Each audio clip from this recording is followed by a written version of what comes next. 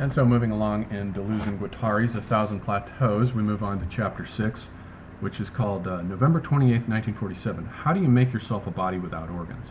And so in this chapter we begin to move on into a detailed discussion now of the body without organs, which is a kind of a slippery concept, and it took me a while to grasp it, but all it is a sort of surface of inscription upon which things get coded. And by surface of inscription, it also implies that it also means rather that it's an energy field, a field of desiring energy potential that has certain gradients. It's unformed, it's non-material, it has nothing to do with substances, but it does have to do with matter in the sense, in the special sense in which Deleuze defined matter elsewhere as intensities, gradients, thresholds, energy potentials that want to move across this thing. So it's uncoded. The body without organs as it exists on the plane of consistency is uncoded. When it gets captured by the strata, then it becomes coded and inscribed upon, and it becomes captured. It's a little bit difficult to understand where they're coming from here without understanding a little bit about what they had said in Anti-Oedipus about how they see society as a form of coding of the flows. So in society and what they call social formations, we're always dealing with flows. Something is always moving through a system, whether it's water, let's say, or it's in the traditional world women, or whether it's bodily matter, feces, menstrual blood. All these things are constantly flowing. Today we also have electricity flowing through civilization. And the codes on these flows are stoppages that prevent something from flowing through and stop it and let something else pass. And so what society is about society is based on desire, and remember that Deleuze had said that his primary fascination was with desire, whereas Foucault's was with power. But desire moves through this system in the forms of these flows. The flows are, as it were, kind of manifestations of desire, and the system itself, which desires its own repression, then creates codes which inhibit these flows rather, so that they're not anarchic. Uncoded flows are the anarchistic nightmare of every society. So you cannot have a society in which all the flows are simply running around unchecked and uncoded. They always have to be coded and checked in some fundamental manner.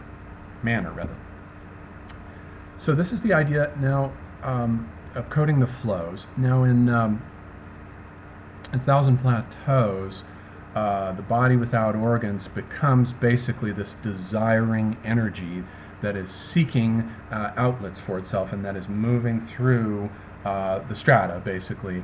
The strata was not a concept that they'd had in the previous book, but what happens is that the body without organs, which exists, as it were, on the plane of consistency, which is the metaphysical field of continua of intensities, and the body without organs exists on that as a sort of uncoded surface waiting for inscriptions to be written upon it, as it were, and it gets captured by the strata. The strata capture it, and it becomes locked into the strata, and it becomes formally organized and captured into form. On the organic level of the strata, it becomes captured into the organism. Now, D&G say that the body without organs is not opposed to organs themselves, but to their specific organization in an organism. And so the body without organs, it's almost as though this potential energy gets trapped, squirming into these forms, but it wants to get out, it wants to do other things. It's this creative Nietzschean energy, and in fact I think it's not a bad idea to loosely equate it in your mind with Nietzsche's concept of the Dionysian, whereas the strata are the Apollonian formal principle that harnesses this Dionysian life energy that is pure desire, and that is always seeking fresh outlets for itself. So the energy becomes trapped and captured, and it can cause blockages. They say that the primary enemy of the body without organs is the priest or the psychoanalyst, because, remember, society is about the coding of flows, and the priest, who is the primary figure of the regime, of the signifying regime, is always coding the flows, and he's a figure of repression, basically, whose job is to put certain stops into the psyche to prevent the desire from going along into certain other channels. Incest might be prohibited in one case, or the pure seeking of carnal pleasure might be prohibited. And then later, of course, the modern equivalent of the priest becomes the psychoanalyst, who also by applying the interpreting regime, the signifying regime, onto the patient's problems, is constantly trying to code him, capture his desiring energy, and reduce it to a set of tracings or signifiers that simply trap him. And it doesn't take account of what the energy wants to do. The energy of the body without organs that's stratified within us is always trying to escape. It wants to go places, it wants to create new assemblages which connect us with other things. This is why the schizophrenic becomes a model for them, because the schizophrenic is always seeing himself in assemblages with the anorganic world, with the inorganic world. He sees himself connected to that machine, or that car over there, or with this other bizarre figure. The schizophrenic is always constructing these assemblages that form new circuits where the body without organs can rewire and reshape and reconfigure itself so that the energy can flow through these new circuits. And one of the things they do is in this chapter, they start off by talking about specific bodies without organs. How do you make a body without organs becomes the question. And they talk first about how the hypochondriac and the drug addict and the S&M guy, the S&M person, let's say, creates bodies without organs for themselves. The hypochondriac is constantly trying to get rid of his organs because they're constantly under assault from the environment.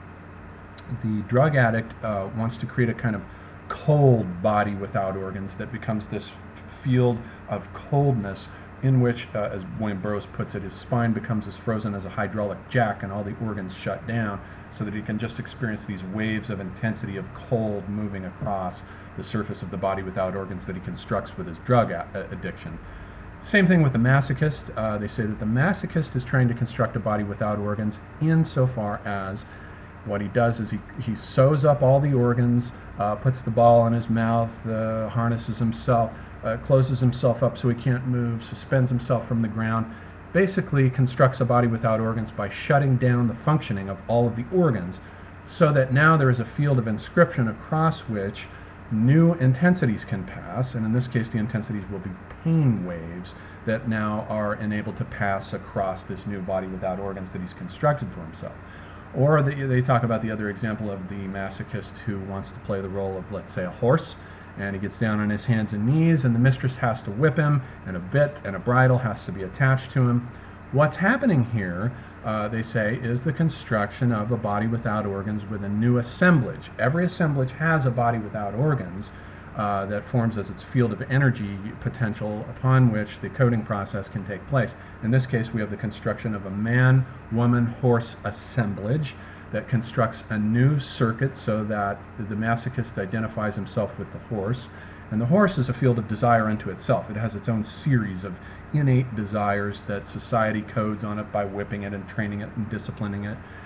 And the same thing with the human being who shifts into a becoming animal mode and wants to destratify onto the level of the horse, identifies with the horse, and this creates a new circuit through which his energy can now flow in this new assemblage, this new body without organs that is constructed by this assemblage, and the energy can flow through different outlets for itself.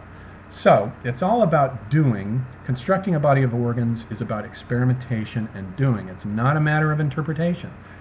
This is why the Freudian can't handle, or the traditional psychoanalyst cannot handle these kinds of phenomena, because they're always trying to impose and stratify them into the signifying regime, and to capture them and nail them down with pre-fixed, pre-established concepts that rewire them somehow back to the family unit. The schizophrenic's fascination with the dictator, or the Reds, or the Jews, the they, is always reduced back to the family in Freudian psychoanalysis. So if the schizophrenic is fascinated with this dictator, it's really all about the father, not the dictator. So everything gets referred back and captured into the regime of signification, the signifying regime, which is also mixed with the subjectifying regime. And so they say that the three strata that we're normally bound to, the organic stratum, and the two regimes, the signifying regime and the interpretive regime, or rather the subjectification regime, are the three strata that we are bound to, but that the body without organs wants to escape from and get out of by tracing a line of flight onto the plane of consistency, where it can then become a full body without organs, and the energy can flow through other gradients and across other channels. And you dismantle. How do you destratify yourself? How do you dismantle? How do you disorganize? You do it by creating a new map, and they say that through experimentation, you might experiment with peyote. They bring up the novels of Carlos Castaneda, so that there's a kind of a surprising way in which the ideas here link with the New Age, insofar as they advocate you have to be careful with destratifying, with constructing new bodies without organs, because too rapid of a destratification, as in the case of the masochist or the drug addict, can result in a disintegration. What you want to do is they take a kind of uniformitarian approach to this rather than a catastrophist approach, insofar as what you want to do is experiment, draw the map, do a little more experimentation, just as Don Juan gives to the Carlos Castaneda character these gradual maps for destratifying himself, pulling himself out of capture by the regime of the ego, which is the regime of subjectification and interpretation, to stop interpreting what happens to him as he's doing these drugs and experiences becomings animal, becomings molecular, becoming plant. It's the emphasis on these experiential states that enables the trapped body without organs, the energy of it, to flow into new assemblages, new becomings that destratify the ego, allow it to come out of itself and trace lines of flight onto these other planes or other strata of the stratum. That's the emphasis here, not interpretation. The emphasis is on experimentation.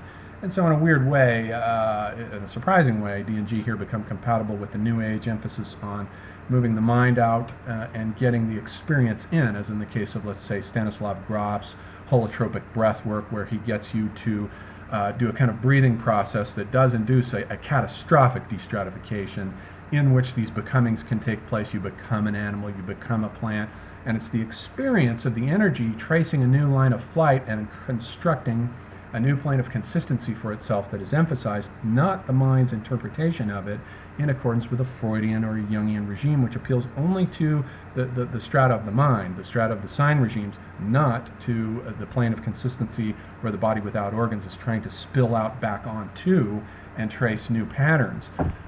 So this is another reason why I think that the body without organs, anyone familiar with the esoteric spiritual traditions might equate it with the astral body or the subtle body, and you can't do that because the astral body and the subtle body are what organize matter. They are formal principles that shape and organize matter.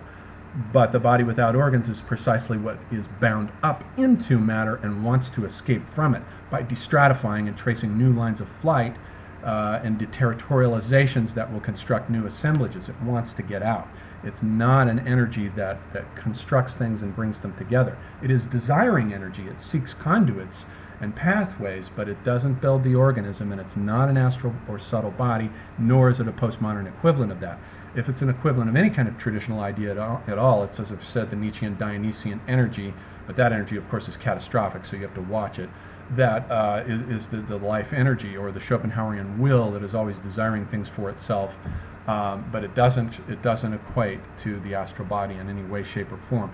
So the trapping of the body without organs in the strata is the main idea to hold in your mind. It's always trying to get out and construct new assemblages where there are new circuits for the energy to flow out beyond the confines of the strata of the organic strata and the two regimes of signification and subjectification. We're always it's trying to break out of that. It's an anarchic kind of energy.